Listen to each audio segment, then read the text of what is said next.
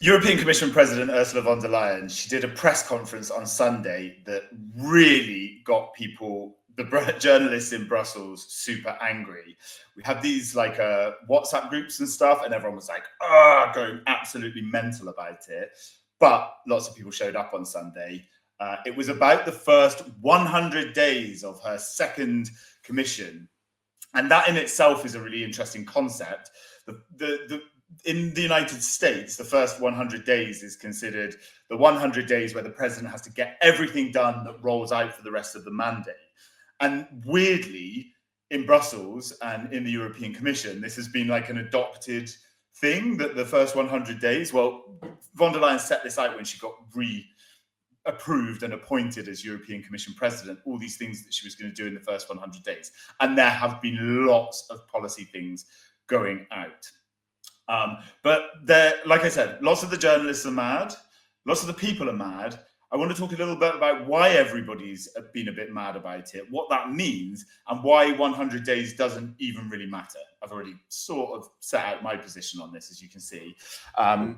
My dog is here in the room with me. So if he jumps up and shouts while we're recording, that might happen. But I have another dog. No, I'm joking. He's not a dog.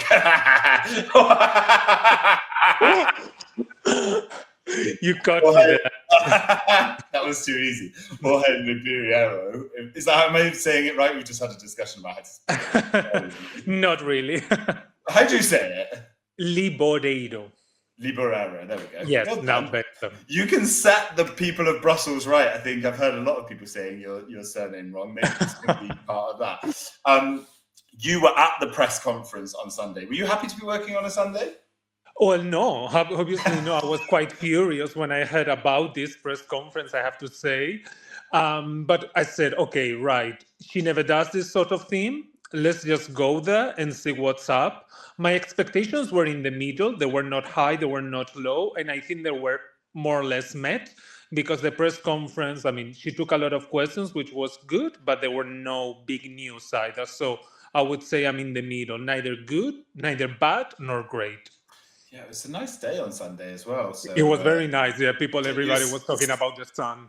Stuck in that press conference. She spoke for like an hour. Yes. You wrote a story for Euronews, which was like, yes, what are the 6 takeaways or something?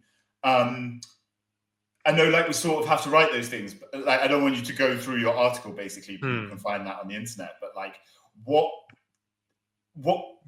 is 100 days a thing? And did she convince you that it's a thing in this press conference?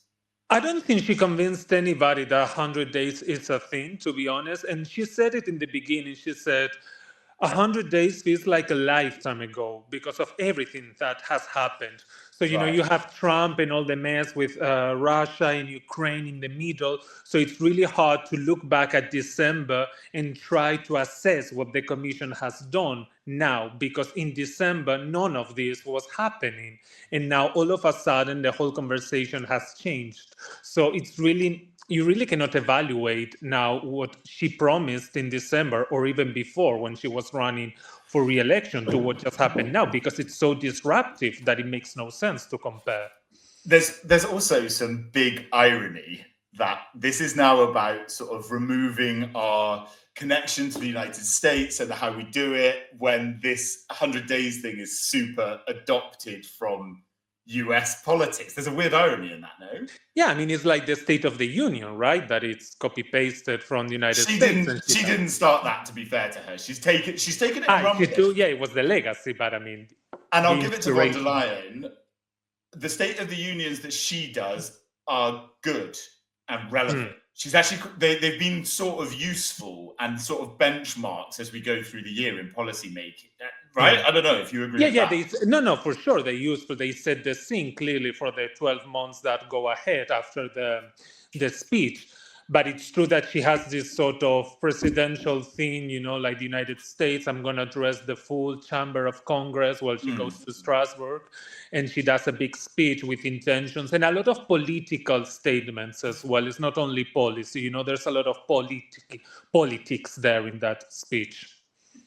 So what is the biggest thing that we got out of the 100 days thing? Should she cancel it?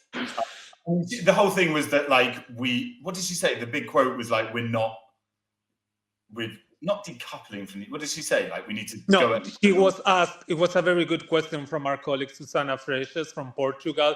She asked her, after everything that Donald Trump has done, are you willing to start de-risking EU-US relations the same way you have done with China? Yeah, they say concept of de-risking, not decoupling. Exactly. That's the, like, yeah. And she said, a clear no. What we have with the US is a completely different relation than what we have with China. So she really said this, she really drew a line there. It's not happening like this. Don't think of our relations with the US the same way we think of our relations with China. Don't even compare it, was the sort of meaning behind the lines, in between the lines. It's super interesting. And also, this de-risking, not decoupling thing for China, it's been successful in some sense in the Chinese context. But also, I think she's probably making the gamble that while all of this craziness is going on with the United States, with Vance and Trump saying all these mental things and wanting to leave every institution and all of that stuff, eventually, my personal sense is that the gamble of the Europeans right now, and it is a gamble because it might backfire, but that they realize that eventually the Trump administration is going to have to find some friends and decide who its friends are, and that probably it's going to be us again, right? I mean, she said that because, she got several questions about Donald Trump. Is the US still an ally? And she said, we have more things in common than things apart.